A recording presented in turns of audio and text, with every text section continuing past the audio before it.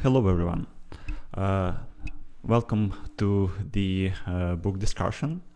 But before we start, we need to make some technical announcements about how we will proceed today. Today, our session is really unusual.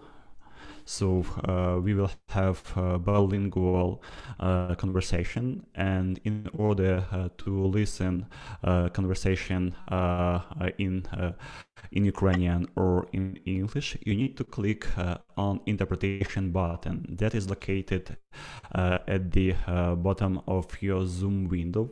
Please click on the bottom on this button and choose the language, English or Ukrainian.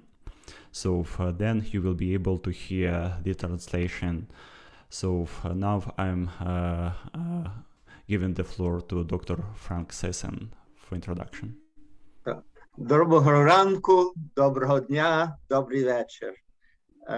I'm pleased to greet you here at the third of our book discussions that are organized by the Peter Yatsik Center for Ukrainian Historical Research and the Canadian Institute of Ukrainian Studies Press.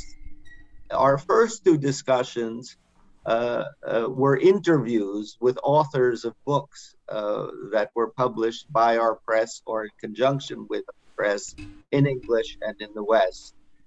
We are now turning to another format. In this case, we are turning to the publications with which we are involved in Ukraine. And we are dealing not with an author, but with a text by an author that appeared long ago in Yiddish and therefore was largely inaccessible to Ukrainian historians. I'd like to ask the director of our press, Dr. Marko Stek, to acquaint you with the series with which we are involved in Ukraine. Thank you very much, Frank. Greetings to everyone. I will say a few words in English, and then I will switch to Ukrainian if you allow me. I assume that the overwhelming majority of our participants and our viewers today do understand Ukrainian, and in any case, you can hear the interpretation of my words in any way. I would like to very briefly speak about the two publication series that are in one way or another associated with today's presentation. And one publication series is of the memoir literature, and the other publication series to which this particular book belongs is more specific. It is named Ukraine in Interwar Europe, 1921-1939. And I will speak a little bit more about this series now in Ukrainian.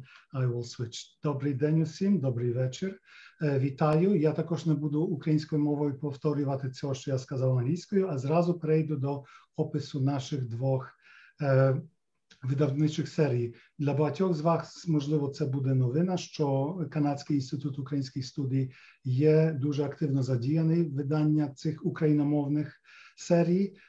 Вони виникли із дуже великої потреби поглибити наше знання історії, модерної історії України, а специфічно історії ХХ століття, яка ще нас занадто мало відома і занадто поверхово відома майже усім нам.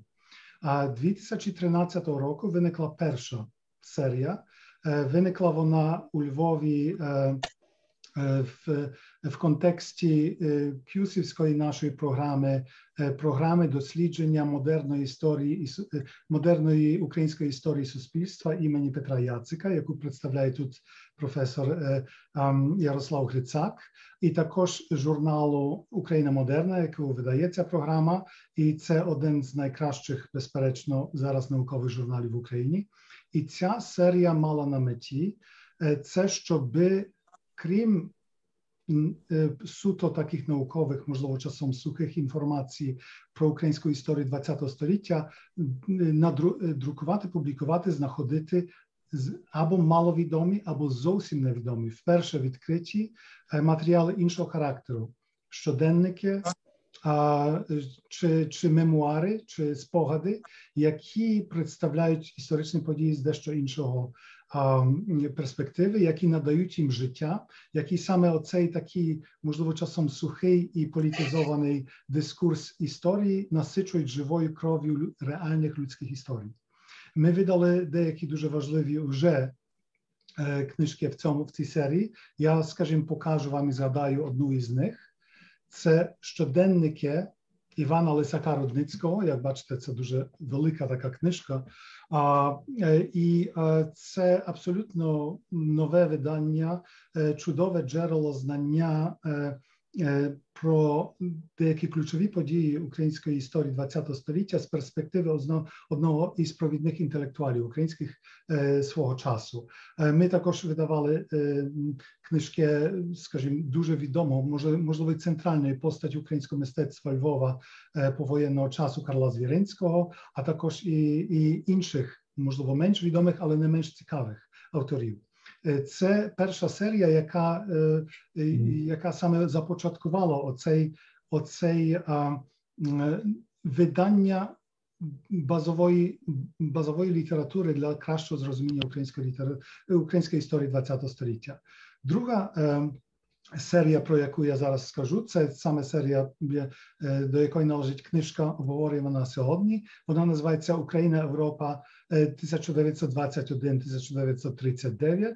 Вона виникла 2017 року на основі дуже простого усвідомлення, яке, на жаль, дуже мало що усвідомлене загальним українським суспільством і навіть науковим суспільством.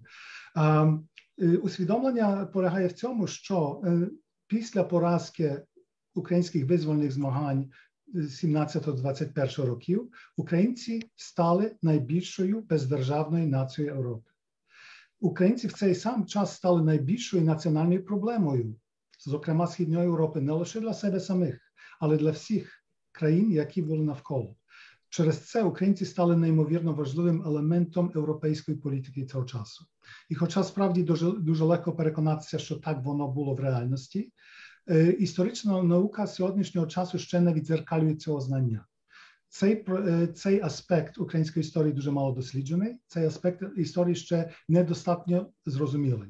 Тому троє істориків, Мирослав Чех, Оля Гнатюк і Ярослав Грицак, вирішили створити довгострокову програму досліджень і видань, які мають на меті саме представити матеріали, пов'язані із цією історією, а специфічно міжвоєнного періоду. Там вийшли вже надзвичайно важливі речі. Я згадаю, скажімо, два видання.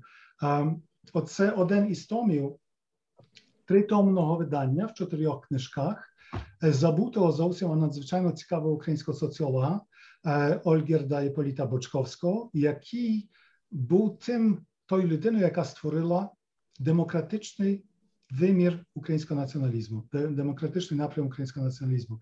Найновіша книжка чи видання із цієї серії – це двотомник про Карпатську Україну. Це також надзвичайно, це початок дуже великої нової напряму в дослідженнях української міжвоєнної, але не лише української історії, бо до великої міри вже декількох серйозних істориків висловилося з тим, що Друга світова війна почалася не з атаки Гітлера на Польщу у вересні 1939 року, але у березні цього року, коли за наказом Гітлера Угорщина заатакувала Карпатську Україну і анексувала Закарпаття. Це книжка документів з чеських і словацьких архівів, перше опублікованих, а зараз готується наступне видання з польських архівів. А виходили ще інші книжки в цій серії, а зараз ми будемо говорити про книжку Рубена Фана, про єврейську автономію в Західноукраїнській Національній Республіці. І я передаю слово Ярославові Грицакові для представлення цієї книжки і проведення цієї дискусії. Дуже дякую, Марку. Вітаю всіх. Доброго ранку, хто слухає нас в Північній Америці. Доброго вечора тих, хто є в Східній Європі, зокрема в першу чергу в Україні. Ми сьогодні будемо говорити про книжку Рубена Фана. Перш за все скажу, що ця книжка вийшла за підтримки Ukrainian Jewish Encounter, українські єврейські зустрічі. І також Ukrainian Jewish Encounter є співорганізатором нашої зустрічі. Хочу подякувати директору видавничої програми цієї організації пані Наталі Федущак. Книжка, як сказав вже професор Френк Сиссон, появилася спочатку на ідиш в 33-му році. І вона не знана, власне, через цей фактор, через лінгвістичний фактор. І це те, що ми зараз можемо читати, це перша заслуга Асі Фруман. Це дуже добра, прекрасна перекладачка, яка переклала цю книжку українською мовою. Якщо ви знаєте, що якщо ви читали цю книжку, будете читати, ви відчуєте, що враження таке, що книжка взагалі написана українською мовою. І просто я хочу окремо подякувати Асі за цю прекрасну роботу. А очевидно, ми сьогодні будемо пробувати новий формат, бо зазвичай ми інтерв'юємо автора книжки, і це якби та наша суть нашої дискусії. Очевидно, автор сьогодні не може бути між нами, і тому ми запросили до дискусії 3 провідних фахівців, які займаються, власне, історією українсько-єврейських взаємин, зокрема в часи ЗУНРу. Отже, дозвольте, що я коротко їх представлю. Перш за все, я хочу представити доктора Олега Павлишина. Це, власне, його ініціатива, його ідея видати цю книжку українською мовою. Олег є провідним фахівцем з історії ЗУНР. Я певний, що багато з вас його знають, його дуже добрій біографії Євгена Петрушевича. І він написав велику передмову, дуже фахову передмову до цієї книжки, де поставив цю книжку Рубена Фана в контекст сучасних дискусій, які ведуться в історії. Другим нашим учасником є професор Максим Гон з Рівненського державного гуманітарного університету. Тим, хто займається українсько-єврейськими стосунками, про пана Максима представляти особливо не треба. Згадаю тільки, що він є автор 4 дуже важливих книжок, помимо дуже багатьох статей і публікацій. І одна з тих книжок – це, власне, книжка про євреїв із ЗУНР. And last but not least, we have Professor Piotr Rubel from University of Toronto, who is leading specialist on history of Galician Jews, who authored many books, but one of them is actually a classic book. And this is the book that deals with the Jews in Galicia under Austrian Polish rule. It has been published initially in Polish and then translated in English. So I would like to welcome all of you. Я хочу привітати вас всіх і подякувати вам за згоду, що ви згодилися брати участь у цій дискусії. Дуже коротко про автора, бо поки ми почнемо, варто сказати про нього пару слів. Отже, Рубен Фан був особою настільки цікавою, настільки й трагічною. Він народився у місті Старунь Богородчанського повіту і вже в дитинстві виявляв незвичайні таланти. Про нього говорили вундеркінда. Він вільно вивчив і розмовляв декілька мовами. І вже в 13 років, тобто в підлітковому віці, вирішив, що він буде сіоністом, тобто єврейським націоналістом. В 19 років він одружився, приїхав до Галича і там став успішним купцем. Але попри то, він був такою особою дуже багатогранною. Він став літератором, писав вірші, літературу, етнограф. Мабуть, він найкраще знаний серед фахівців караїмів, історії караїмів, тому що він написав класичну книжку. Історія караїмів, мабуть, це провідний фахівець з історії караїмів. Взагалі, той, хто пише про караїмів, обов'язково знає про Рубена Фана. У 24-му році він, як сіоніст, виїхав до Палестини і заснував там одне з перших поселень галицьких євреїв у Палестині. Але вирішив вернутися у Галичину у 25-му році. Він вернувся до Станіславова і там за 14 років загинув. Ми точно не знаємо коли, але з яких умов, але є 2 версії. З одною версією його арештували радянські органи НКВД, і він або був розстріляний, або загинув в таборах. За іншою, менш правдоподібною версією, він залишився в Станіславові і загинув під час Голокосту. Він був битий в 44-му році. А фрагмент, який має особливе значення для нашої книжки, у 1918 році, коли ЗУН переїхала до Станіславова, Рубен Фан був секретарем Єврейської національної ради в Західноукраїнській Народній Республіці. І вартість цієї книжки, власне, полягає в тому, що це значною мірою його спогад, особистий спогад секретаря. І також він зберіг багато документів, які, на жаль, вже в нас немає. І це одночасно і спогади, і тверезий аналіз з тогочасних подій. Отже, наша дискусія буде таким чином, що я буду питати кожного з наших учасників, ставити їм питання, і тоді ми перейдемо після цього питання до наших сесії, де ми можемо ставити питання з участі учасників, ті, хто нас дивляться нашу дискусію. Отже, моє перше питання. Книжка Рубена Фана вийшла у 1933 році у Львові в мові ідиш. І я хочу запитатися кожного з наших учасників, коли ви займалися історією українсько-єврейських польських стосунків цього часу? Чи ви знали про цю книжку? Якщо так, то коли ви вперше дізналися про її існування? Чи я міг би почати із професора Петра Врубля? Thank you very much. Please forgive me, I will talk in English. However, don't worry, there is a Russian saying illustrating my situation. Я как собака понимаю все, но говорить я не могу. So this is my situation in Ukrainian, hence, therefore, I will do this in English. About 6 years ago, Ukrainian scholars started talking about this book. Maybe 6, maybe 7, several years ago. And the Yiddish version was circulating on the internet. In my case, specifically, this was my colleague from the University of Toronto who told me about the Ukrainian version. I'm talking about Stephen Velichenko. So I started reading the Yiddish version, but then when I could read Ukrainian, I switched to Ukrainian. And so this is how I came to know about the book. And then Ukraina Moderna asked me to write a review, which will appear in the next issue of Ukraina Moderna. And hence I've read the book very carefully. And well, I hope I can. Thank you so much. Професор Максим Гон, коли ви дізналися, чи ви знали про існування цієї книжки раніше? Включіть, прошу, свій мікрофон, якщо ваша ласка. Я прослухав, пане Ярославе, зараз моя черга. Так, якщо ваша ласка. Дякую. Я знаю про цю книжку дуже давно. Я не можу сказати, в якому році я про неї дізнався. Вона у бібліотеці Стефаника, у Львівській бібліотеці, в каталозі я побачив цю карточку. І у спецфонді тодішньому, тому що там в підвалі ліворуч був від входу, я кілька разів що там читати. Не скажу, що її давали там радісно вибігаючи і виносячи, але в принципі десь ще я був в аспірантські часи, це років 20-25 тому. І ви читали цю книжку, так? Ви знали про цю книжку?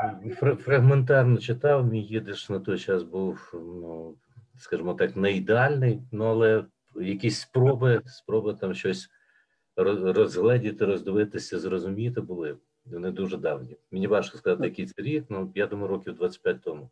Ну, то це добрий, серйозний термін. Олеже, ти є ініціатором видання цієї книжки. Як сталося, що тобі прийшла в голову видати цю книжку? Ну, я дізнався про цю книжку наприкінці 90-х років в процесі написання дисертації. У мене був розділ українсько-єврейські стосунки під час періоду ЗУНР. І я побачив статтю Малицького в сучасності, 87-й рік, жидівська преса в Західноукраїнській Народній Республіці. І Малицький цитував ту книгу. І так досить видно, що і при тому таки не цитував фактичний матеріал. Пізніше, але він давав латинську транскрипцію назви книжки. І цю книжку цитував Матвій Стахів в праці Західна Україна, нарис історії державного будівництва. Він подав одну цитату. Тобто фактично фахівці, які займалися ЗУНР, майже не знали її. І пізніше Максим, до речі, Гон був моїм опонентом. Ми так під час захисту щось говорили про цю книжку. Він казав, що він бачив її і користався, що вона є в бібліотеці Стефаника. Я пізніше, вже в середині, може, в 2005 році пробував знайти її, і я не знайшов її. Тобто ту картку хтось вийняв. І то біда, чи картку хтось вийняв, чи взагалі сховали цю шуфлядку з позиціями по ідиш чи гебрайські тексти. І це є проблема, бо я так само думаю, що книжка мусить бути у Львові, але якщо її немає в каталозі, то як її знайти? Я ходив у закритий каталог, питав, але я попросив свого аспіранта, мене був аспірант Леон Коган з Ізраїля, попробувати знайти цю книжку в Єрусалимі. Він її знайшов і прислав її зображення першої титульної сторінки, і пізніше я вже за тим зображенням просили Владиславу Москалеті, вона знайшла її в Єрусалимі, і вона скопіювала. А далі вже було питання перекладу і таке інше. Тобто це, я розумію, що книжка важлива і що її треба обов'язково щоб перекласти українською, однозначно. Якщо можу зразу продовжити слід того, що ти сказав, Олеже, як на твою думку, чим важлива ця книжка? Чи варто було вкладати стільки зусиль і часу, щоб це викладати? Що книжка нам принципово нове говорить того, що ми не знали? Ну, що ми знали про українсько-єврейські стосунки? Ну, я розумію, що і так само може говорити Максим, який писав свою монографію, дисертацію. Ми знали, що з яких джерел. Ми знали з української преси, яка дуже так фрагментарно, тільки переважно в позитивному тоні висвітлювала українсько-єврейські стосунки в часи ЗУНР. Ми знали з документів, бо дійсно є, Рубен Фан пише в своїй книзі, що добре було б знайти документи. Ті документи є, вдало в нас документи є, можна віднайти багато документів, ну не багато, але певний масив документів, і якраз показує проблеми, і ті документи співзвучні з тим, про що писав Рубен Фан. Проблемні документи, стосунки, там, репресії, конфіскації коштів єврейських середовищ. Це перше. І журнал «Хвиля». Так, незважаючи на те, що виходила друком у Львові, але вона давала інформацію про ситуацію, ну, дуже так цензуровану, про ситуацію на території ЗУНР, так? Але це були такі дуже фрагментарна інформація, а Рубен Фан показав реалії міського життя, і яке розкриває не тільки проблеми єврейської спільноти, а й проблеми міст, проблеми життя міст в Східній Галичині і, перепрошую, на території підконтрольній ЗУНР.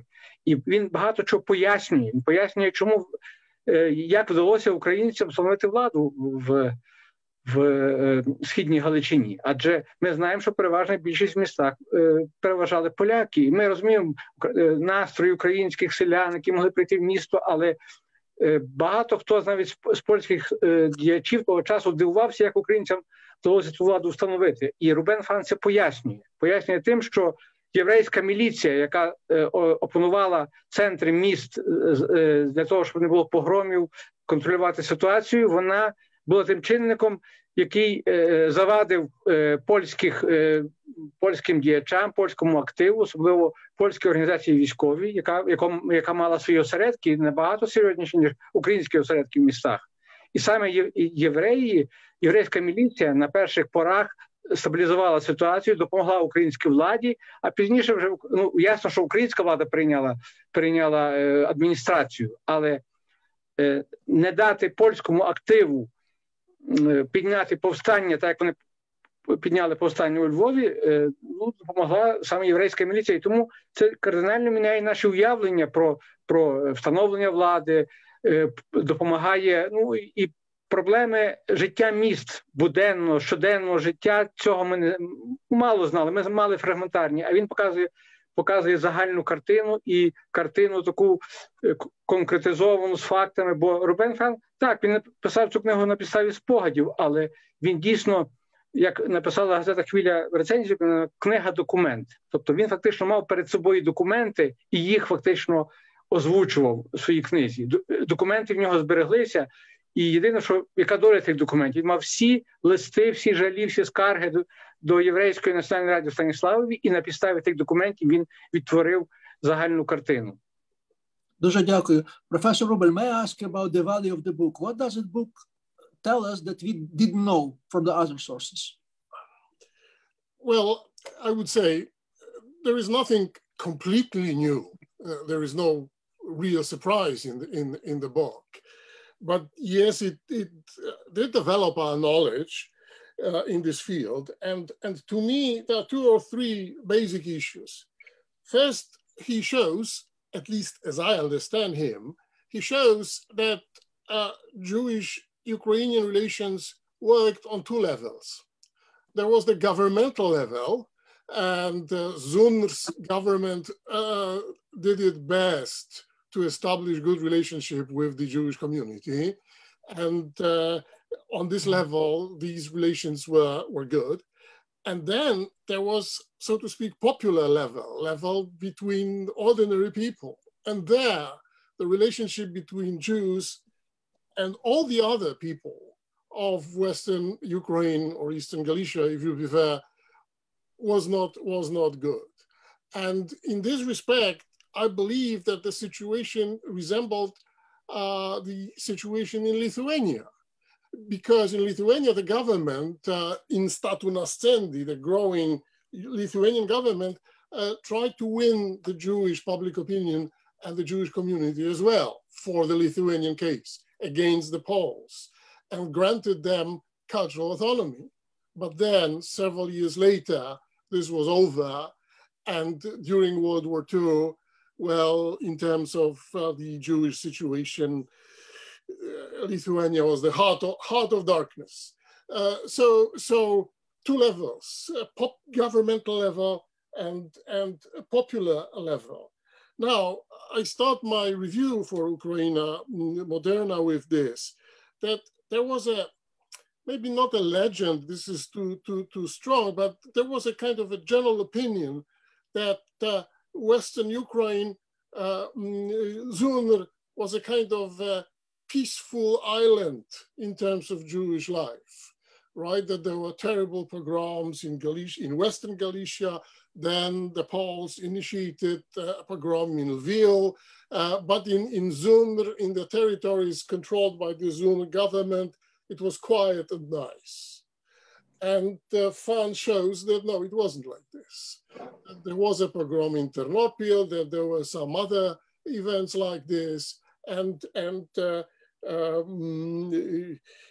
wasn't anything like the pogrom in Lviv, but there was no peace either, and we cannot talk about peaceful island. This is important to me because this connects to World War II and the relationship between Jews, Poles, and Ukrainians.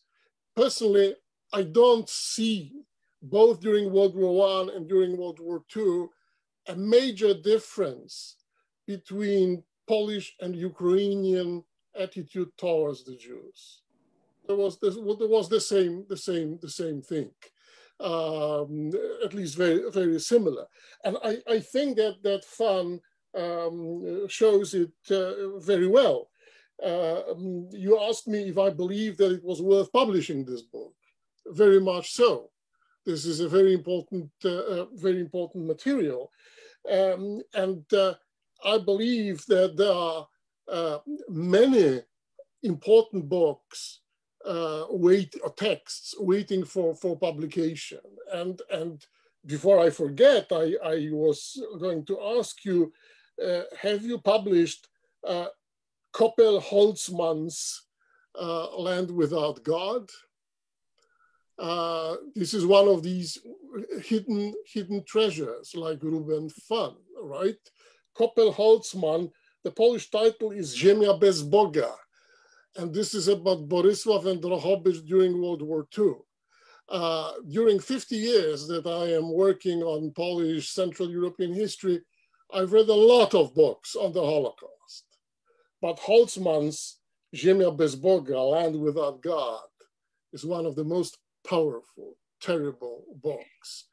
And this is an example of a hidden treasure waiting for publication. But returning to FAN, yes, very much so. These two levels of relationship between the people and the Jews and governments and the Jews. And I consider FAN very reliable. Obviously, nobody is fully objective, but FAN was an experienced historian, and I respect him, or his memory rather, and I consider this a very good book. Thank you so much.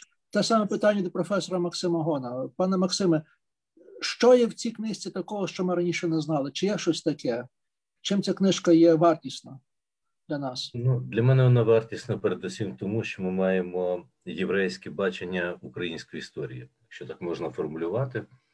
навряд чи ми назвемо на ходу там 3-4 прізвища сучасників подій, які представили своє розуміння чи свою оцінку політичних процесів, економічних, соціально-економічних процесів у ЗУНР. І в цьому розумінні робота Фана, як на мене, є просто унікальною.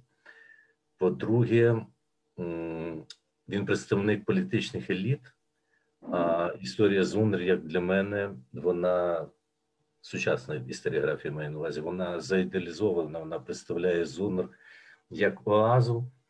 І те, що ми довідуємося з праці Фана, ну, в деяких випадках, скажу відверто, мене просто шокувало. Скажімо, на сторінці 105, я зараз зацитую, він пише: «Євреї відчули муки пологів, але народження свободи тепер радше нагадувало викидень».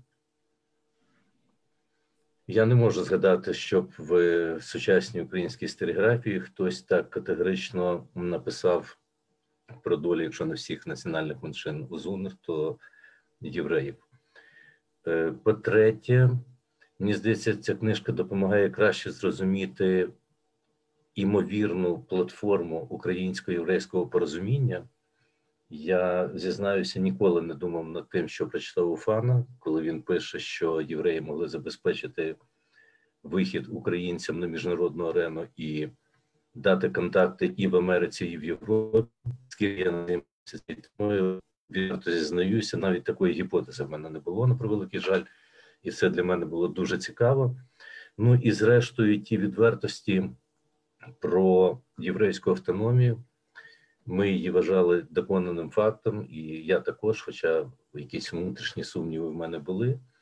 Коли ми читаємо Фана, ми розуміємо, що ідея була красива, спроба досягти це порозуміння було красиве, ну, але реально далі красивих слів і красивих намірів не пішли. І остання моя теза – це те, що сказав пан Олег.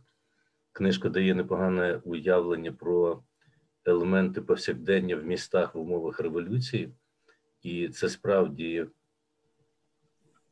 хороший наратив, оскільки та преса, про яку казав пан Олег, да, щось там можна було вичитати, ну, але настільки детальних сюжетів, настільки, не можна знайти українського, красочне, як буде українською?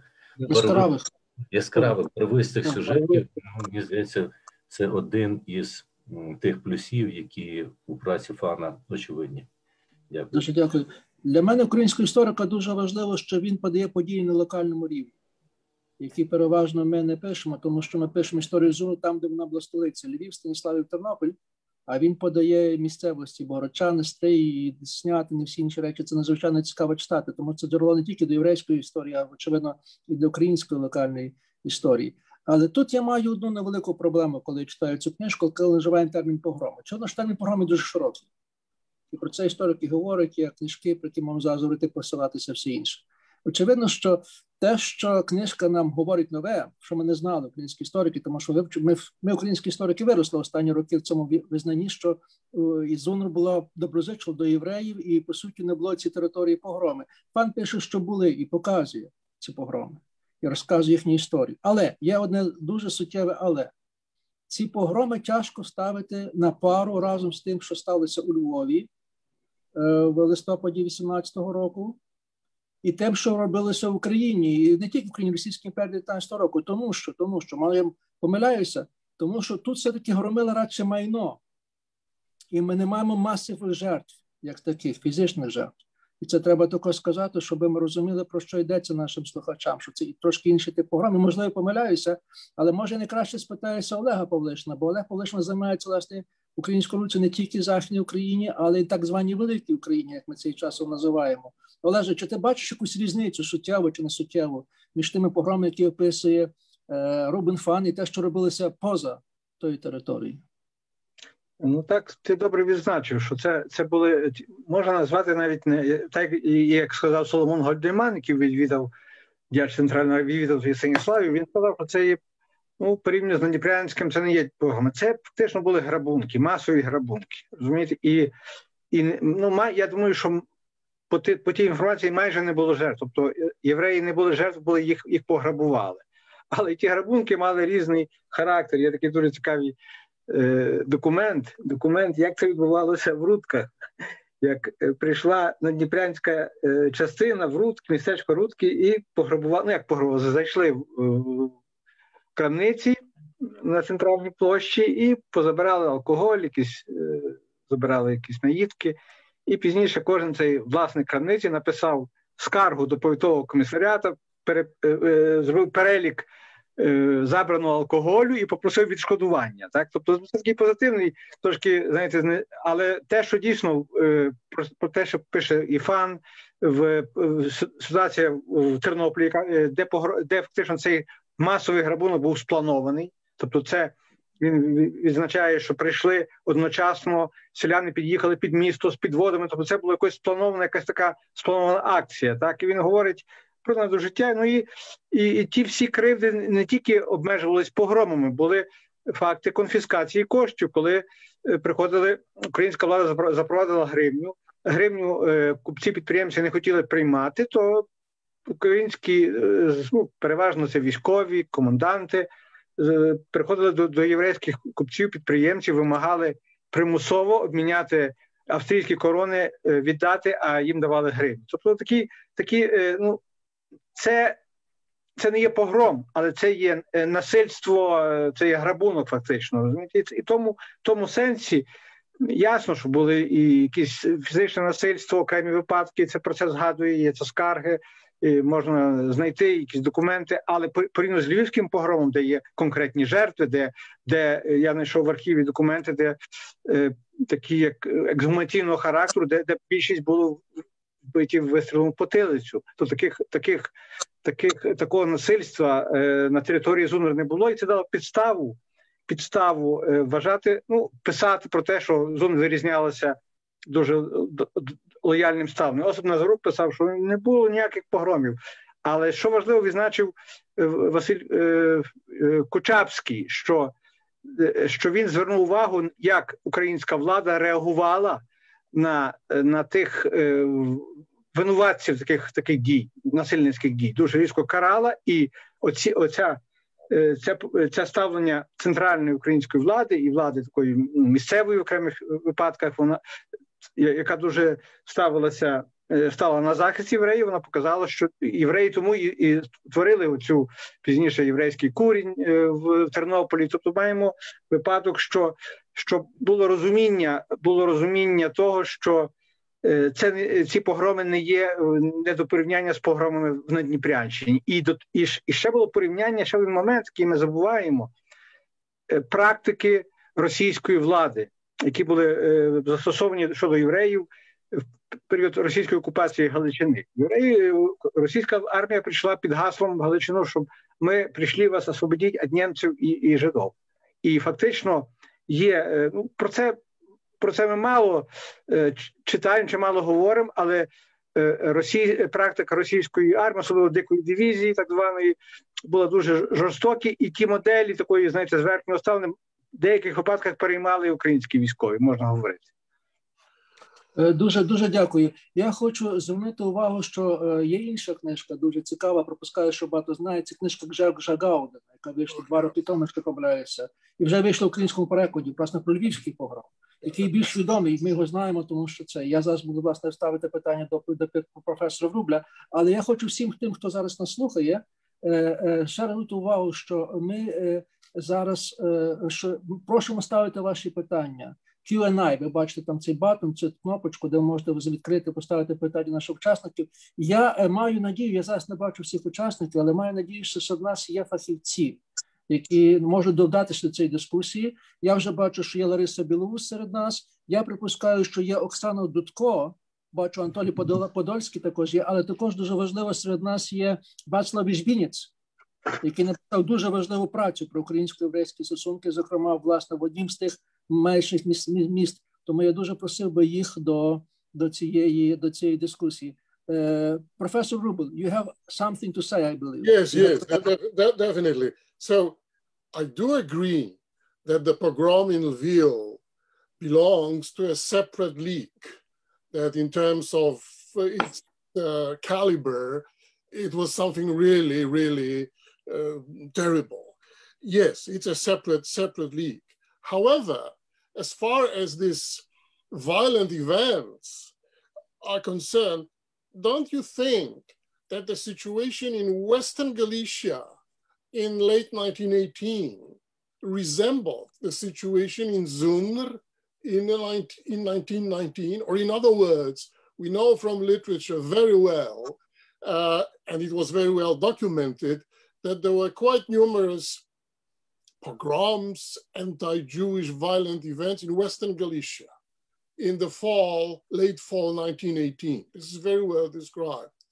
My point is that what happened in Zundr and what was described by Fan resembled these events in Western Galicia in terms of, you know, modus operandi, in terms of peasants' involvement in this. So in other words, leaving Lviv aside as a special category, I don't see a real difference in terms of anti-Jewish attitude in Western and Eastern Galicia. And I don't believe in a kind of a border between Western and Eastern Galicia in this sense. However, there is another thing that we missed or neglected up to now, and this is one of the most important issues in the book. I was waiting patiently, but I'm afraid that we could skip it.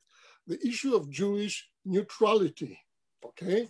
Because in many works on this period, on Zundr, on the end of World War I in this part of Europe, authors write about Jewish neutrality in Western Ukraine.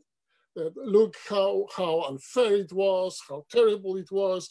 The Jews wanted to be neutral, and they were treated like this. Well, Fan's point is slightly different. I mean, on this local level, Jews supported the Ukrainian state, joined the Ukrainian administration, replaced Polish staff fired by Zundr, faster or slower, depending on local situation. So in the eyes of local Poles, they were not neutral at all. They participated in the building of this state and replaced Polish employees.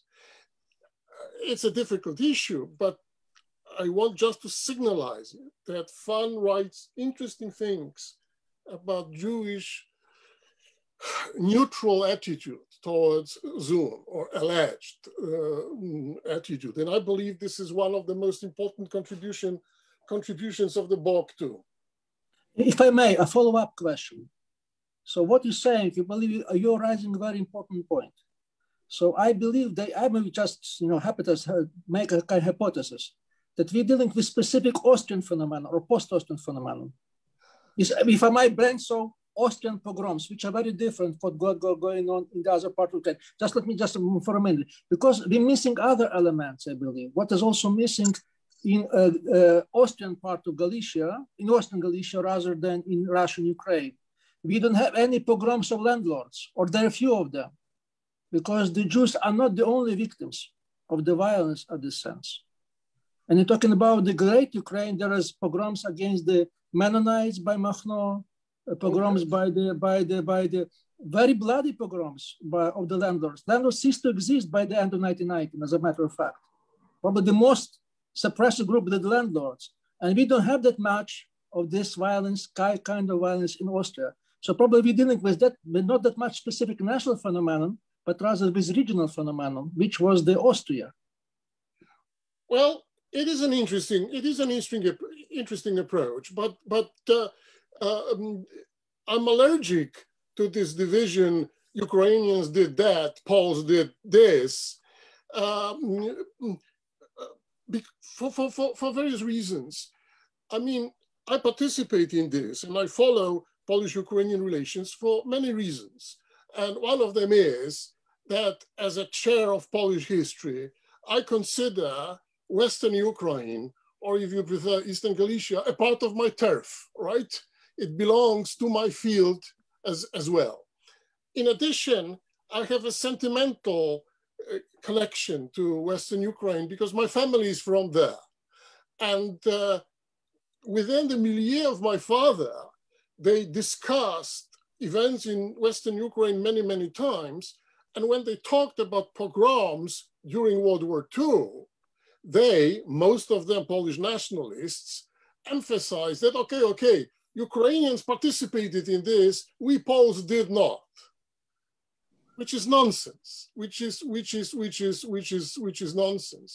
So I believe that it was like this during World War I as well, that local population, peasant population, had a very similar attitude towards the Jews, regardless of the church they attended, because there were some socio-economic conditions, tradition, etc., etc. So I think that in this respect, Ruben Fan is important, saying, okay, there was a pogrom in Ternopil. Okay, local peasants robbed the Jews as well. And I would stubbornly defend this comparison between anti-Jewish violence in Western and Eastern Galicia. I don't see... Я приймаю цю точку зору, може приймати, хоча мені проблематично порівняти насильство в Першій світовій війні і Другій світовій війні. Тому що Голокост все-таки воно не порівнюється тут саме, але навіть не про це йдеться.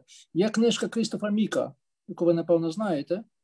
Крістофа Міка про польсько-українсько-єврейські стосунки у Львові між 14-45 роком. І теза Міка полягає в тому, що ставлення цих трьох груп в першу чергу визначалися пам'яттю про львівський погром 18-го року. Чим львівський погром відомий? Тому що він винятковий в цьому районі. Це нічого не порівняється нічим те, що Гауден пише значної міри. І що пише дуже важливо, Мік робить цей, що євреї, очевидно, стосунки були нелегкі ані з українцями, ні з поляками, але до 39-го року головний страх, який мали євреї, це був польський антисемітизм, а не український антисемітизм, через пам'ять, зокрема пам'ять по погрому 18-го року. Бо страх повторення того, що сталося не в Тернополі, а у Львові, тому що все-таки як на одному рівні дуже тяжко ці погроми ставити. Як ви кажете, вони на різному рівні. Але я хочу тут звернутися до професора Максима Гона. Настільки пам'ять про ці погроми збереглося серед євреїв, зокрема ці погроми, умовно кажучи, українські, ЗУНР, погроми, чи вони дійсно збереглися в пам'яті євреїв? Вони пам'ятали про це? Бо ви вивчали стосунки міжвоєнні. Чи мали вони якийсь вплив на ці стосунки українсько-єврейські? Мені здається, що... Чи знали пам'ять про ці насильства? Мені здається, що в єврейській громадській думці, я так скажу, політичній думці, цей погром не був домінуючим.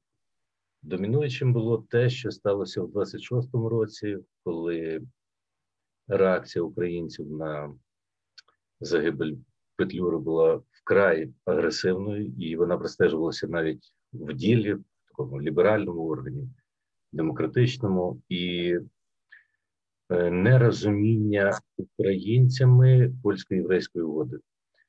Наскільки я знаю... Польсько-єврейської чи польсько-української? Про яку угоду йдеться? Польсько-єврейської 25-го року. Коли євреї визнали кордони Польщі. І тим самим визначилися в своїй позиції щодо польської влади в Східній Галичині. Оцих два ключових таких моменти. Наскільки я пам'ятаю, то події 18-го року глибоко ніколи не експлуатувалися, а от те, що українці не зрозуміли єврейського нейтралітету, про це вони згадували постійно. Постійно від Райха до інших найвідоміших єврейських сіоністів, там і не сіоністів, докір на адресу українців нас не зрозуміли, нам досі докоряють. Це фактично до Другої світової. Я маю питання, дякую. Я маю питання до всіх трьох. Не знаю, хто захоче відповідати, чи всі, чи може тільки хтось один з вас спробує відповісти. Бо те, що також читається в спогадах книжці Рубена Фана, я думаю, це те, що також, напевно, пригадається і в Львівському погромі 18-го року. Він натякає декілька разів, що погроми брали люди, які були не галичани. Це переважно в армії УНР Петлюрівці. Зокрема, він згадує так званий російський спосіб покарання нагайками. Пише російські покарання нагайками. От. Також виглядає те, що очевидно одна з тих версій, яка є, що очевидно, що Львівський погром значною мірою ініційований солдатами Галлера, які не були галичанами також. Чи це ця інтерпретація має якийсь сенс, чи не має цей сенс? Тобто, можна кажучи, який є співвідношення місцевих локальних чинників, очевидно, що вони є, і зовнішніх чинників? Чи можемо говорити про локальні чинники, ігноруючи зовнішні чинники? Хто би хотів відповісти перший на це питання? Чи взагалі хотів відповісти? Прошу. Петр, професор Рубель. Тоді Олег Павлишин. Thank you. Well, there is no doubt that the outsiders did a lot of terrible things, right? And the most famous unit is the Haller army. Well, no doubt about it. But we have to be cautious about this because it happens too frequently when we talk about history and violence that we say, okay, these were the other boys coming from outside, right? Leaving aside the fact that everything was connected there very, very closely. I am always suspicious. I'm always not comfortable at all when I hear this interpretation. These were the people who came from outside, right? And I remember numerous discussions about Snyder's book. This approach, right? That boys were Germans or Soviets, and in the middle, not really so. So yes, the outsiders did contribute, but we should not exaggerate with this. We have to be very careful, and we have to remember about locals who contributed mostly. This is my point. Дуже дякую вам. Олег, прошу, Олеже. Я думаю, треба тут враховувати чинник такий, чинник локальний, загальний, тому що вояки чи мешканці тих міст, які там могли чинити насильство, вони передбачали, а що буде після війни, що буде далі, і треба жити з цими людьми, і тебе будуть знати твої дії, тобі запам'ятають про це, і про це писали. І тут треба брати не тільки насильство щодо євреїв, а навіть насильство щодо поляків, тому що ми маємо переклади, це польська преса про це писала, так? І маємо переклади інтернування польського активу, так? Польський актив був інтернований, і це почалося вже наприкінці листопада, був поміщений навіть концтабори, так називали це концтабори, і тому, щоб, в принципі, такий превентивний захід, так? Але спогади про це говорять, що так, дуже так ставилися дуже обережно, тому що розуміли, що може ситуація помінятися, і тренували, і дозволили польським комітетам пань годувати, приходити, допомагати. Тут зіграв роль Міжнародний Червоний Хрест. І тут так само це розуміння, що місцеві вояки десь побоювалися, що це таке насильство, бо невідомо, чим закінчиться ця війна. Так, це важливо розуміти. А тут маємо наддніпрянці, які прийшли. Наддніпрянці прийшли з таким, це навіть колишні вояки російської армії, вони мали досвід, який досвід такого зневажливого ставлення до євреїв з боку російської армії. Так? І маємо приклад такий, як загін отамана Долода підійшов до містечка Щерець, прямуючи до Львова, то місцева громада євреїв винесла викуп, щоб вони не заходили до міста. Тобто маємо приклад те, що про це писав і Кучапський, і писали інші автори, що саме, особливо погром Тернополі, був інспірований переважно наддніпрянцями, там навіть йшлося, що навіть якісь і поляки чи росіяни брали участь. Тобто, це неможливо перевірити, так? Але той чинник і подібно, коли йдеться про ставлення польського війська і до львівських євреїв чи до українців, і коли ми говоримо про репресії, то там говорилося чинник, що там брали участь таких так само не місцеві поляки, але ті спознані, мобілізовані. Тобто тут можемо говорити, що цей чинник знаєте, не тутейшого зіграв роль в насильстві. Так? Був таким моментом, який десь розкривав межі того насильства, розширював. Дуже дякую, професоре Максим Гонч. Чи ви маєте щось сказати щодо цієї теми? Я лише кілька тез. По-перше, справді наддніпрянці в галицькі євреї страшенно боялися, і про це можна прочитати у пресі того часу. По-друге, я хотів би звернути увагу на те, що і в час існування ЗУНР, власне, в час існування ЗУНР, ми маємо випадки спланованих атак. Я цілком погоджуюся з тим, що пограбування не можна класифікувати погромом, але, мабуть, слово погром – це універсальний термін для єврейської, коли автором є єврей. Це не змінює загального висновку, що погромницької хвилі не було. Для мене принципово є інший ракурс. Як реагувала влада, і Фан показує, що в багатьох випадках влада якраз закривала очі. І, можливо, те, що згаданий сюжет про обмін валют, він є наскрізний для багатьох міст, він пояснюється тим, Якщо можна, скажіть, щоб наші слухачі зрозуміли, про що йдеться обмін валют. Фан описує ситуацію, коли була запроваджена українська валюта, грошова одиниця ЗУНР, а австрійські крони катувалися добре на міжнародних ринках, і ніхто особливо не збирався їх міняти. Відповідно, ще одна була проблема. Українські номінали були дуже великими, не було дрібних купюр, 1, 2, 5 не було, не мали можливості давати здачу.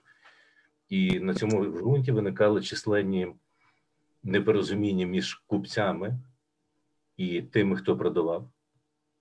Часто густо закінчилося тим, що могли просто чи товар забрати, чи ловили людей на вулицях і примусово відбирали крони, а взамін давали українські гроші. І це дуже цікаво, до речі. Не просто забирали гроші, а взамін таки щось давали. Для мене це дуже цікавий такий нюанс. Але разом з тим мені цікавим є те, що влада на місцях далеко не завжди адекватно реагувала. Фан описує, коли є реакція адекватна, але він говорить і про те, що коли порушуються права людини, хай і в такому варіанті влада залишалася мовчазною, не реагувала. Але тут дуже важливий момент, те, що ви піднімаєте, бо те, що складається знову враження, в мене враження, я не є фахівцем, тому хочу вас спитати. Те, що показує Рубен Фан, здається мені, і те, що говорив Олег Павлишин, реагувала центральна влада, чи старалася реагувати центральна влада. Не реагувала місцева влада. Так. Тобто були два дуже різні рівні реакції. Вона кажучи, тільки пробувати вийти державну владу, державні органи були чутливі до єврейського питання, з яких причин ми можемо догадуватися, можемо міскувати. Бо є можливості також про визнання українських прав, очевидно, в тому випадку, що казав Фан, дуже важливо було мати єврейську допомогу.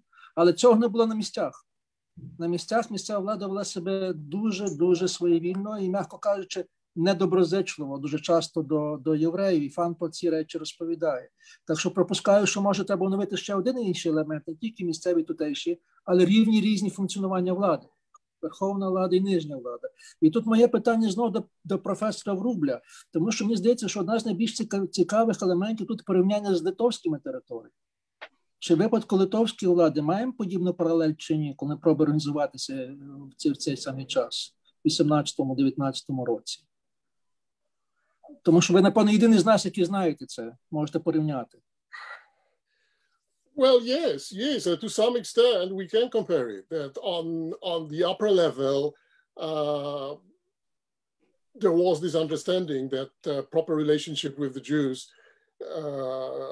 is important to us, and on the middle level and the lower level, things worked completely differently.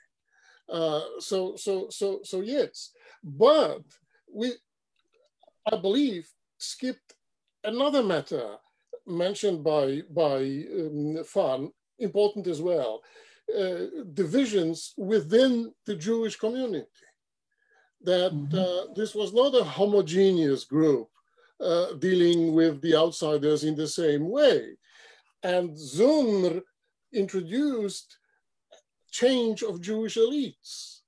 because these were socialists and Zionists who worked with ZUNR. And then when ZUNR was destroyed by the Poles, the previous Jewish elite returned to its previous position. And Fan writes about it, and this is very, very important.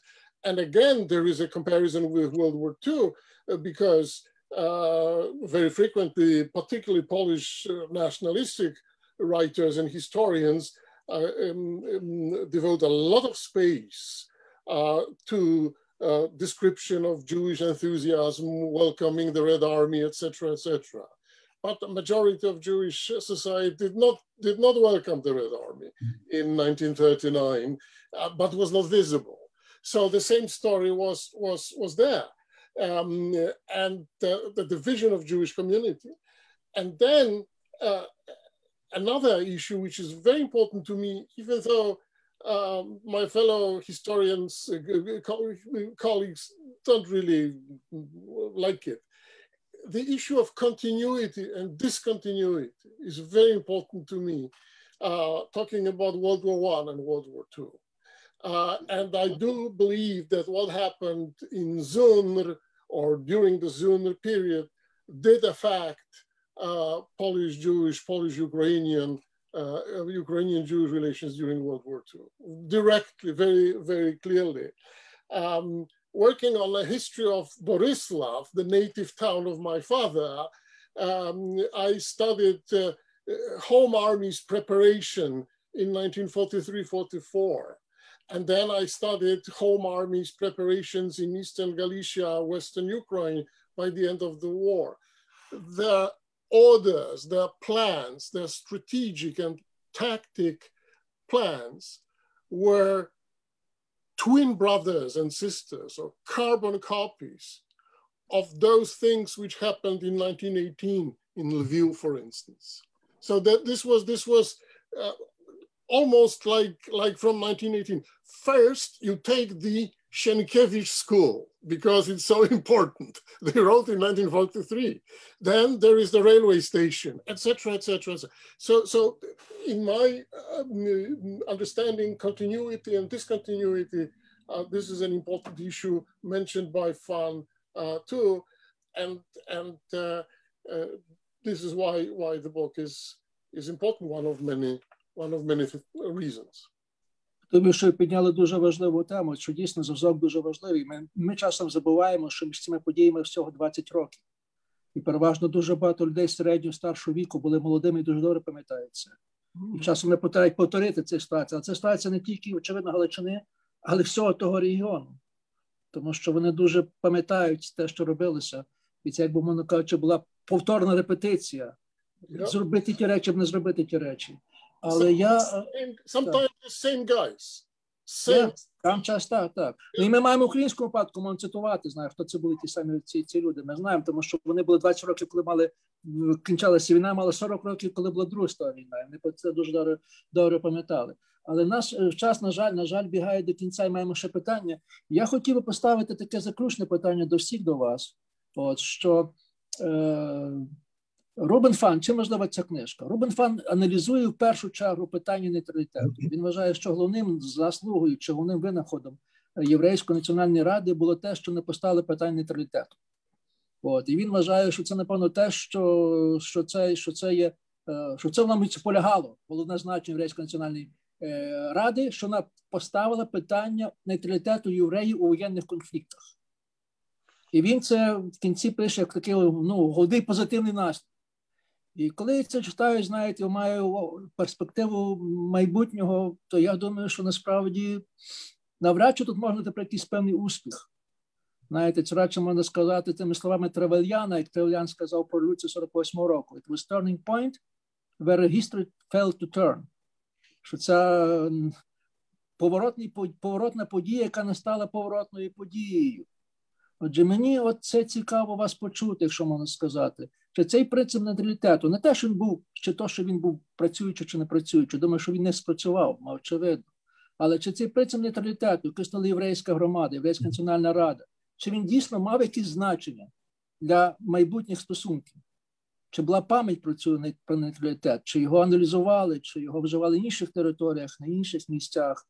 Оце я хотів би від вас почути. Прошу вас, хто би взявся на це відповісти? Пане Максиме, прошу. Дякую. Мені здається, треба розглядати стратегію євреїв у ЗУНР в трошки ширшому дискурсі і говорити про стратегію національної меншини в умовах військових конфліктів або становлення держав і військових конфліктів. На тлі того, що знали вже галичани часів Першої світової війни, скоріше за все, у євреїв просто не було іншого вибору. Як національна меншина, вони не могли зробити ставку на одних чи на других. Для мене це є очевидним, і, можливо, Фан передає, як ми кажемо, куті меду, коли каже про унікальність цієї стратегії. Чи далася вона в знаки, чи вона щось принесла в майбутньому? Безперечно. Мабуть, не було тієї української партії в міжвоєнний період, яка потім час від часу не нагадувала євреям, що вони, скажу так, забули підтримати українців. Але я повторюся, для мене це не унікальний якийсь випадок. Я розглядаю це трошки ширше. Національні меншини в умовах військових конфліктів, скоріше за все, приречені самоізольовуватися. Спасибі. Але ця самоізоляція ніколи не діє. Власне, в цьому ще є конфлікт, вона не діє. Це в цьому трагедія, як би пише. Первинно ж вони намагалися запобігти одному, не стати козлами відпущення, просто цапами від Буайлами. Цапами від Буайлами. Це по-перше. По-друге, євреї, ясна річ, вони боялися погромів. По-третє, мені здається, що цей єврейський міський, скажу так, елемент для того, щоб підтримати українців, мав би бути виразником вже такої високої політичної культури. Я маю на увазі, що все ж таки українці на той час не мали таких численних культурних еліт, і у Рубена Фана є блискуча думка, там, де він пише, що українська література почалася лише кілька десятиліть тому, максимум від Шевченка. Для мене це показник того, як єврейський інтелектуал оцінює своїх сусідів. Можливо, це не зовсім коректно сформульовано в нього, але я можу зараз знайти і процитувати, як він це достеменно говорить. Тому шансів на те, щоб здобути підтримку українців, шансів на те, що євреї підтримують українців в той час, мені здається, мінімум. Були ті, хто наважувався на це, про це згадувалося, але це меншість. Але я думаю, те, що важливо, що сказав професор Рубель, що Фан був сіоністом. І для сіоністів це була розв'язка, але не для інших. Для сіоністів це була розв'язка, але те саме ситуацію, яку ми бачимо в Східній Україні, про що пише Абрамсон. Що, очевидно, у соціалістичній партії єврейські сіоністи входять в Центральну Раду і мають дуже добрі умови, але це не приймається більш єврейської спільноти, бо сіоністи і соціалісти не є лідерами цієї спільноти, мовно кажучи. Чи може Олега попросити прокоментувати це питання? Олега, прошу тебе. Я хочу уточнити, що євреї проголосили нейтралітет ще до початку українсько-польського конфлікту, збройного конфлікту. Бо маємо говорити, що існувало дві єврейські національні ради. Одна була утворена у Львові, і діячі, там були провідні діячі краю єврейські, Райх, і вони були інтерновані разом з українцями в концтаборі, не в концтаборі, а в таборі в містечку Баранів. А фактично, чим цікава ця книжка, що ми показуємо, що ми знаємо єврейський рух, переважно Львів, інтелектуали, ідеологи, а книжка розкриває, що поза Львовом, в містечках, повітових містечках були єврейські структури, можливо, не політичні, а середовища, і вони відіграли важливу роль. І вони продовжували ту політику нейтралітету. Але ж маємо сказати, що цей нейтралітет був, хоча українці його не сприймали, критикували, але цей нейтралітет був на користь українців, тому що євреї і у Львові, оголосивши нейтралітет, співпрацювали з українською владою, контролюючи ситуацію в єврейських кварталах міста, при розподілі продовольства, співпрацювали, і за це їх поляки, за цю співпрацю покарали в військовому погромі, це перше. А по-друге, це Рубен Фан пише, і професор Рубель, що фактично євреї співпрацювали в українських установах. Вони в умовах браку українських фахівців в сфері фінансів, там, в пошті, залізниці, вони зайняли ці місця. І Рубен Фан підкреслює, що це було завдяки нейтралітету. Він казав, що якби євреї відмовилися від праці в українських установах, то це було порушення нейтралітету. Тобто це цікава теза Рубена Фана, що співпраця євреїв в українських установах – це є ознака, це є свідчення нейтралітету.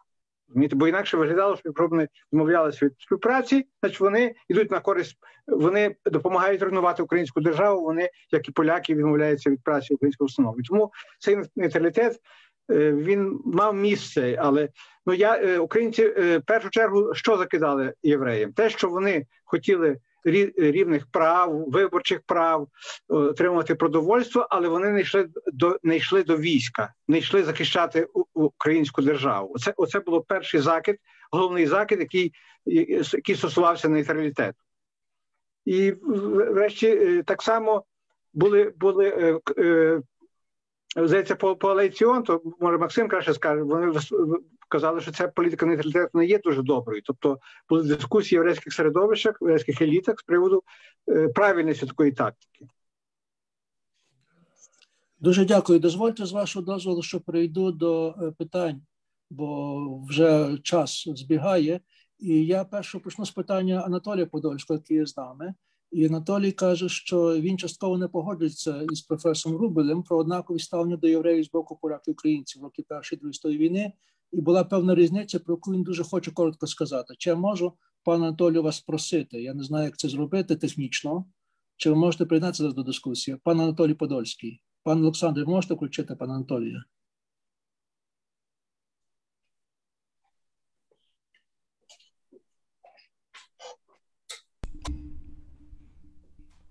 Окей, може, пана Азеця відповідають. Так, є пан Анатолій Подольський. Пан Анатолій, можна вас коротко для дискусії? Дякую дуже, що включили мене. Це так складно. Радий всіх вітати. Я там вже написав просто, але дуже лапідарно скажу. Абсолютно ми можемо, от колеги професору Рубелю, те, що він... Я там писав вже, я думав, що не дасте слово, то я вже написав. Я абсолютно можемо казати, що ці події 18-го року вплинули і міжвоєнний період ставлення поляків, українців на східній Галичині під час Гітлера, але, на мій погляд, дуже суб'єктивний, була серйозна різниця, тому що націонал-соціалістична окупація і виокремлення євреїв з кола життя людського, і ці нові умови, коли нова влада абсолютно провокувала і підтримувала насилля, екстремальне насилля, масове насилля, да? І вбивство людей. Це не були пограбунки, да? Це було тотально, це була частина ендльозингу, да? Частина final solution, того антилюдського остаточного розв'язання єврейського питання, якого не було в період 18-19-го. Ось. І це нова ідеологія, да? Нова ідеологія, яка була реалізована на практиці. Да? Оця расова ідеологія, придумана інтелектуалами, англійцями, французами в 19 столітті, як Бачковський писав, на практиці була зреалізована націонал-соціалістами. І в цьому різниця, я б хотів підкреслити. Ми можемо казати про типологію особливості, але це не була копійована точна ситуація. І те, що і пане Ярослав казав, і пане Пьотр, про покоління, да? Безумовно, да, про покоління Першої світової, Другої, добрий ремарк писав, да, і всі писали, безумовно, але якщо ми аналізуємо склад каральних підрозділів СС і Вермахту, да, зокрема підрозділів Айнзац-команд, Зондеркоманд, групи С, яка була там на Східній Галичині, а потім на Поділлі, а потім у Києві, а потім у Харкові, да, ми маємо казати про виконавців, да. Ті виконавці часто густо були 19-го, 20-го, 21-го років народження. Їх командири, їм було 35-40 років, а виконавцям було 20 років. І виконавці, які вирісли на пропаганді, я кажу про німецьких виконавців, як той же Джон Пол Хімка, якого важко звинувачити в якихось, який пише про колаборацію. Все. Він колись нещодавно ми змогли, він сказав, вся ця колаборація польсько-українська в умовах нацизму і Другої світової війни, і історичний контекст подій Голокосту, так, але без ініціативи націонал-соціалістичної Німеччини, без наказів з Берліну, без цих німецьких каральних підрозділів СС, німецьких військових підрозділів Вермахту, німецької поліції, ці речі місцеві, ну, не були б такими, так? І ті виконавці виявилися кінні учасниками Першої світової війни. Молоді люди, які виросли під пропагандою націонал-соціалізму, вони це робили. І безумовно, антисемітизм, про який от зараз і Максим казав, і Олег, і всі мої колеги, антисемітизм той часів Першої світової, антисемітизм міжвоєнний, польський антисемітизм, український антисемітизм, нема куди дітись, він був, да? Але без патронату націонал-соціалізму це було щось виключено, це було щось, я б не робив пряму тягнення. Оце я... Дякую дуже. Дякую дуже. Дякую. Ми вас почули. Professor Rubel, would you like to react? Yes, very much so. You're absolutely right that the Nazis created the context, and this was decisive. And I didn't talk about this because it looks obvious to me, but I am saying that even if World War I scenario appeared by the end of World War II, and the Home Army commanders really wanted to have it, so regardless of Nazis, Soviets, etc., I believe there would be a Polish-Ukrainian war over Western Ukraine, over the border. And yes, the context, absolutely important, crucial, but the conflict was there and the thinking was coming from previous years. But I would like to connect this to the previous question about this Travellians question or Travellians point of no return. The Jewish Council, National Council, was a major achievement. There is no doubt about it, and a major contribution. In my opinion, however, the point of no return was earlier, before 1914, before the fall of the Habsburg Empire. After the fall of the Habsburg Empire, things were kind of in motion, moving towards something. And with the Jewish Council or without Jewish Council, the situation did not return to the best scenario, best situation which existed there in Galicia before 1914. And when we studied the history of Galicia before 1914, for instance, the history of education, universities, intellectual life, sometimes it's very difficult to establish what was the ethnic background of these very important people, right? There is the so-called father of Polish historical bibliography, Finkel. We don't know what is his background really, even though some Polish guys did a lot to establish whether he was Jewish or not. So this is the point of no return, in my opinion, or the best optimal situation from the point of view of ordinary people, everyday life, the Habsburg Empire. And after the fall of Habsburg Empire, everything was going towards something ugly. When I was young, I read Celia Stopnitzky-Heller's book On the Edge of Destruction, about Jews in Poland during the interwar period. And as a young scholar, I said to myself, edge of destruction, interwar Poland, what is this woman talking about? This is too far. This is much too strong. Now, after 40 years, I do agree. They were on the edge of destruction.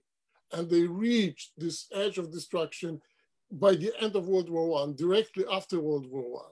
And this is why we have to analyze this carefully. And this is why Ruben Fan is so important.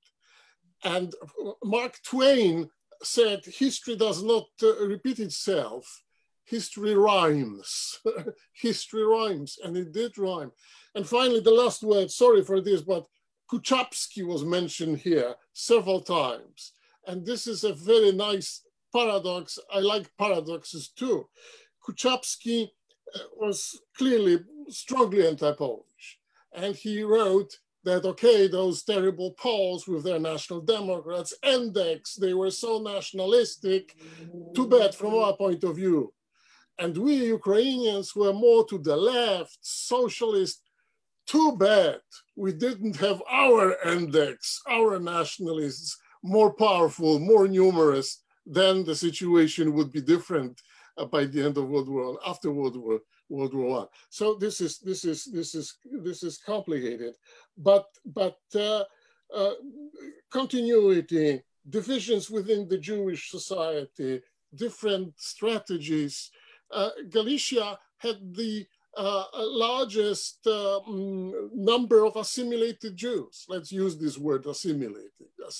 I know it's a problem. Some scholars believe that about 10% of Galician Jews were assimilated to the Polish culture, at least partially. Is this a potential different scenario than Zionists or Mizrahists? Yes, it is. Yes, it is. Thank you. Дякую. Я зараз подивлюся, по черзі питання буду задавати, почну з легших питань, хоча не знаю, чи вони легші. Йдеться про конкретні питання. Чи хтось може сказати про роль Ернста Брайтера? Тут його помилково називають представником польської меншини, хоча я знаю, що він, здається, був все-таки поляком єврейського походження. І він був дуже, скажімо, співпрацював дуже з українцями, ще часів Франка, що я знаю. Прошу, Олеже. Ернест Брайтер, роль Ернеста Брайтера. В умовах, коли Українська Національна Рада закликала поляків, євреїв направити своїх представників до Української Національної Ради, то відмовилися і поляки, і євреї, але Ернест Брайтер, який мешкав у Відні,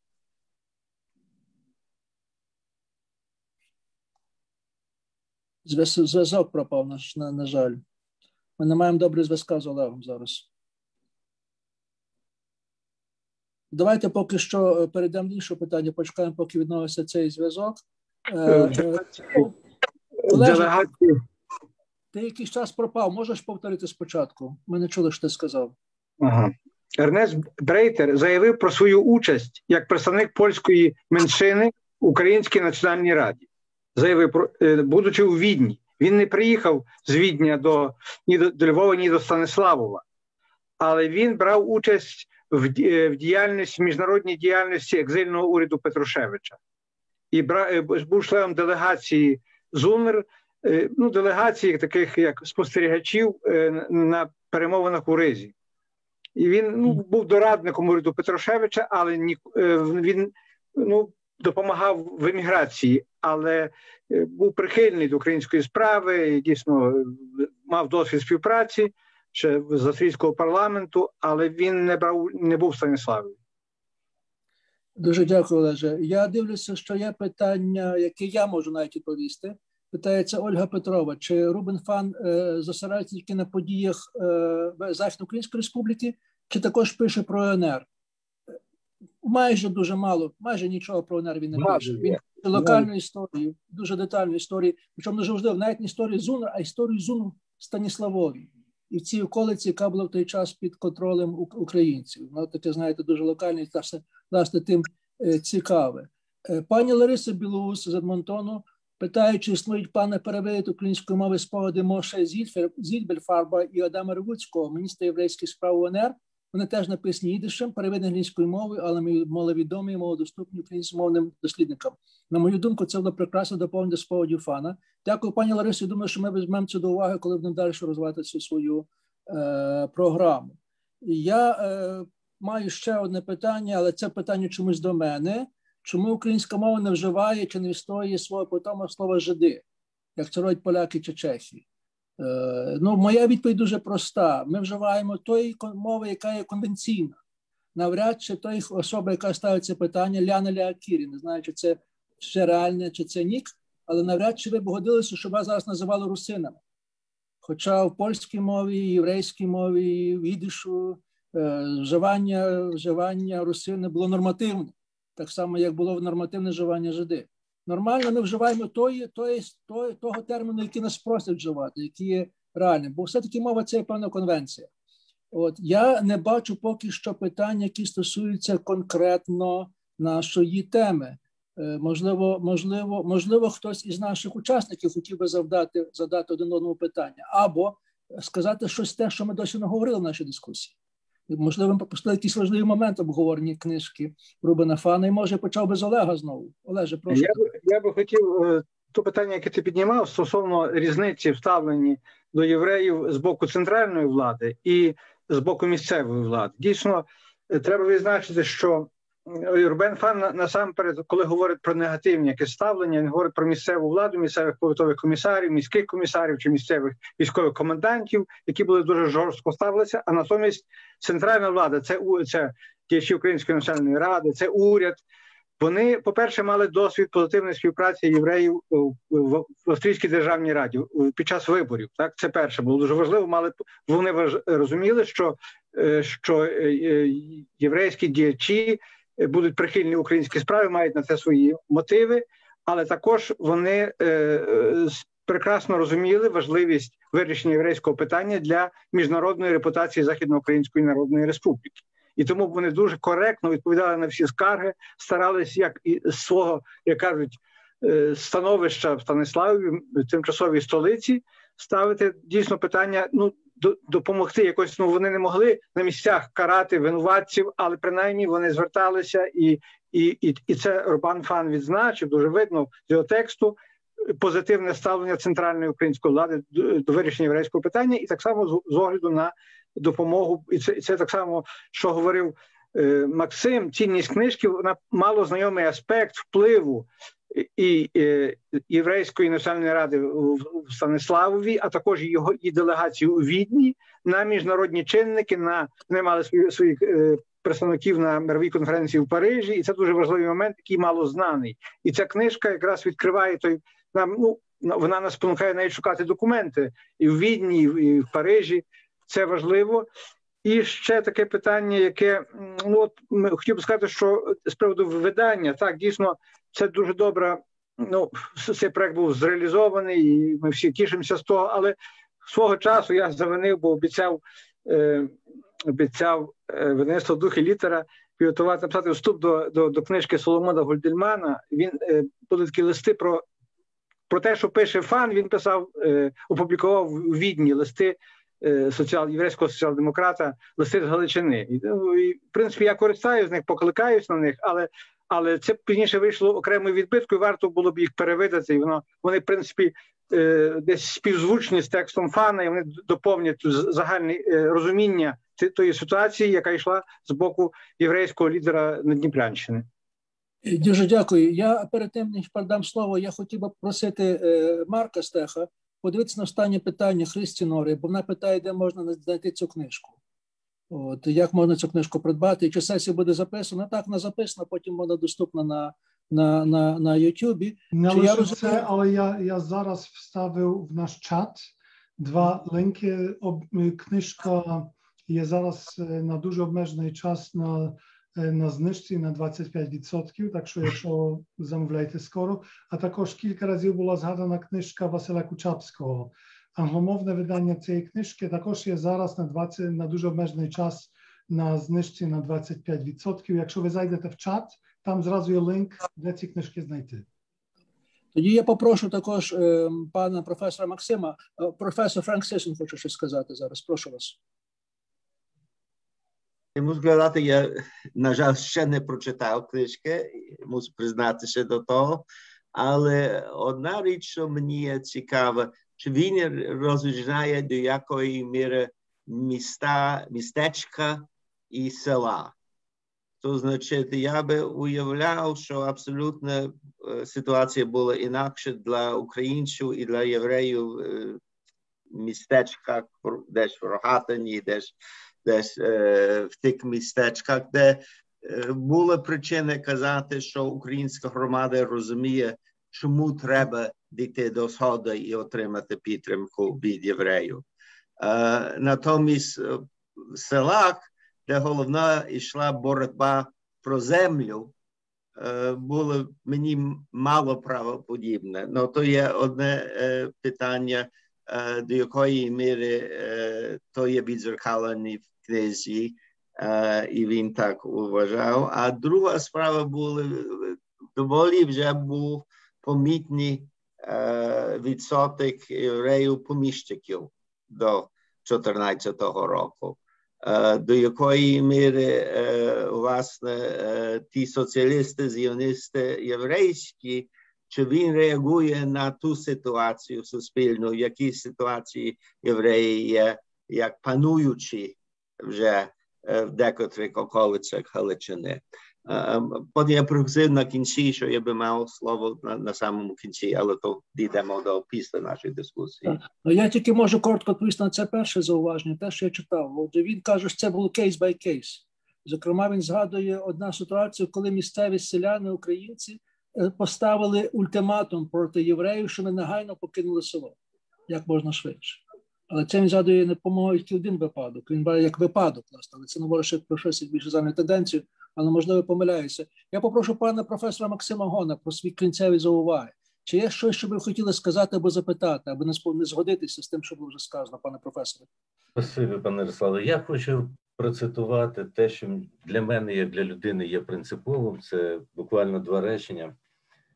По-перше, після резолюції, яка була прийнята у Львові, Фан пише: у міжнародному праві таке, мабуть, сталося вперше в історії, щоб одна з груп населення, знаходячись у зоні війни, проголосила нейтралітет. Я не спеціаліст з міжнародного права, але як гіпотеза, що це, так би мовити, авторсько-львівсько-єврейський проєкт, це, мабуть, цікаво. І друга теза, на якій би я хотів наголосити, я не думаю, що Фан мусив так написати. Скоріше за все, це його позиція як уже людини. Якби приєднання краю до України відбувалося згідно з нормами міжнародного права, якби кордони були затверджено міжнародним договором, наша позиція як громадян української держави була б чіткою. Для мене оці його слова, як представника тих єврейських середовищ, які були лояльні до українців і лояльні до держави, є принциповими. Хоча, повторюся, українське політичне середовище в міжвоєнний період практично не згадувало, що були українці там з коаліціону чи єврейських соціал-демократів, які схилялися і вимагали навіть від сіоністів і ортодоксів підтримати українську державу. Дуже дякую. Професор Врубел, may I ask you for a final comments, if I may? Well, thank you very much for inviting me to this meeting. To some extent, I feel like an outsider, but to some extent, like an insider. and I'm very grateful that you take me as an insider. I wish all the best to the publishing team of this series. This is a great series, and I have read several books published by you. So please keep doing this. I also reviewed Boczkowski's monumental work, and I think about it. I mean, you ask questions which are very important, not only historically, but nowadays as well. Boczkowski was born a Pole. His brother was a Catholic priest. He was a Pole until his late 20s. And there is a huge book, 3 volumes, 2 parts, each volume, right. And I didn't find there an answer about the trigger. What did trigger this intellectual change of Boczkowski? What exactly made him a Ukrainian outside of Poland, in Bohemia? So anyway, your series helps me to understand the entire complexity of Ukrainian history, West Ukrainian history, and Fan's book is really good. recommend it to everybody and translate it into English, please. Translate it into English. This would be a great contribution, because many specialists in Jewish history in the so-called West did not read Ukrainian, and they did not read Yiddish, right? So publish an English version of this book and continue your precious series. And thank you again for inviting me. Дуже дякую. В тому тоні подяки хочу також подякувати пану Олександру Панкеєву, який забезпечив нам добру технічну якість цього всього. Дякую, пану Олександру. А також нам перекладачу Павлові Грицакові, який перекладається вже 1,5 години. Так, і я хочу дати слово, подякувати всім нашим учасникам, і тим, що виступали, і тим, що писали свої питання. Я думаю, що дискусія на загал була цікава. Я думаю, що тон дискусії був досить, скажімо, такий гострий. Це дуже добре, я бажаю. І я хочу дати слово для заключного оголошення пану професору Франку Сишну. Прошу вас, пане професор. Я також би хотів подякувати всім. То є наша честь, що ми можемо допомагати виданні і одної серії, другої. І, очевидно, в тій біді, що ми мали останнього року через ковід, ми мали декотрі плюси. Я думаю, між ними той Zoom, що до великої міри є для нас утруднює життя, але також дає можливість, як ми бачили сьогодні, що міжнародно ми можемо зібратися, поговорити і навіть через нашого перекладача різними мовами. І я є дуже радий, бо це розширює, я бачу так наші можливості.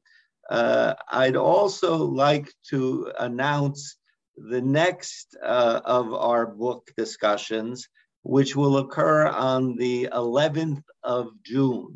And this for us of the Yatzik Center is particularly important.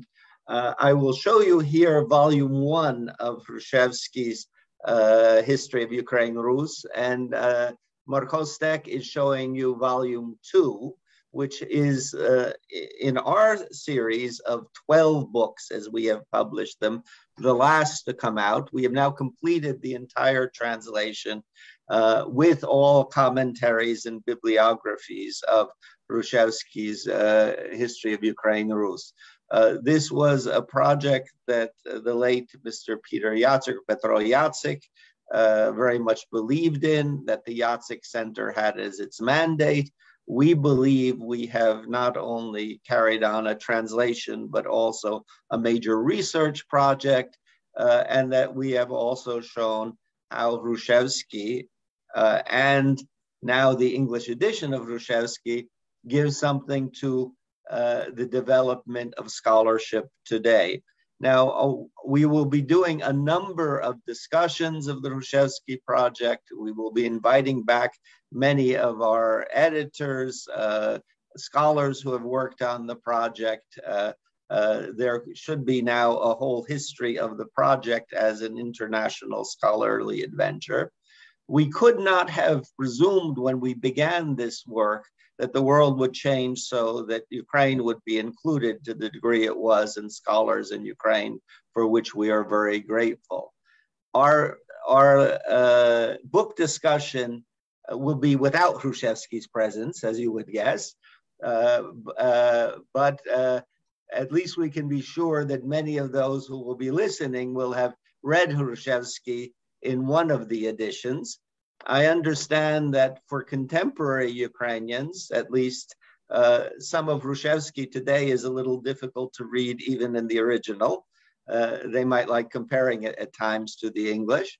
But above all, we want to turn to the issue of the first cycle, that is volumes 1 to 3, the period that deals with what we now usually call as Kievska Rus, Kiev Rus, was not so determinedly at all times in Hrushevsky's time, and to see this period of antiquity and the Middle Ages, what Hrushevsky brought to its study, how it fit in the formation of national history, And as well, of course, this also deals with, because of Hrushevsky's political and cultural role, with the formation of the modern Ukrainian national movement and ultimately states.